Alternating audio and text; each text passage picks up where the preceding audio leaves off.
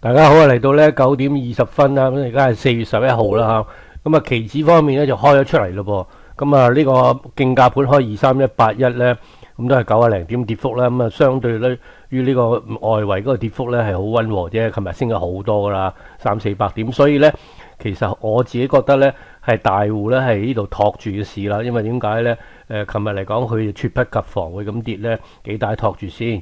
咁啊，如果呢個咁嘅做法咧，係唔係非常唔健康嘅喎？因為點解咧？你唔調整咧，個市況咧後市仲可以跌得犀利。唔好講話後市啦，下晝啊已經可能已經跌幅係多過而家啦。咁一隻港交所咧，其實今日嚟講咧就已經帶動咗個升幅咧係50幾點啦。咁啊友邦保險亦都咧有業績公佈啦，咁有20點升幅，但係都唔夠一隻騰訊跌96點傷啦。咁啊內銀方面亦都咧係跌嘅。咁而家咁跌幅嚟講係比較溫和咧，咁啊點樣睇咧個市？咁啊再係私人醒醒財網嘅特派評論員，咁啊即刻同大家打開個圖表咧可以睇嘅。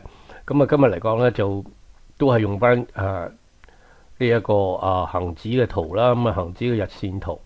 咁啊但係今日嚟講咧，我想同大家亦都分享下咧，其實個陰謀論啦，因為呢個內地一推出呢個所謂互聯互通啦、滬港通啊，咁啊已經咧被呢個美國方面咧就係插低嘅事。咁其實美國方面已經部署咧係調整好耐嘅，問題係揀幾時嘅啫。咁啊俾佢揀着你哋興奮嘅時候插落嚟咧，你亦都係罔顧咗個風險咧，其實係反而咧係危險嘅。咁啊講翻個技術分析咧，個兩個裂口咧係要未補翻嘅。咁呢兩個裂口咧，如果唔補翻咧，其實咧隨時咧會係裂口低開就去到嗰度啊！咁所以咧呢個係危險程度。咁大家唔好忘記咧，呢個下降軌落咗嚟之後升穿咧，根本真正嘅支持力係嚟到呢度先有嘅，即係3條2啊或者5條2嗰啲啦。咁啊變咗咧，而家嚟講呢啲咧全部係假突破嘅機會都有喎。咁所以咧喺尖頂回落裏邊嘅危機咧仍然係未破除㗎嚇。咁所以咧大家見到個市跌唔落咧嘅時候咧，都唔好咧掉以輕心啊嚇。咁呢個就係我嘅睇法啦。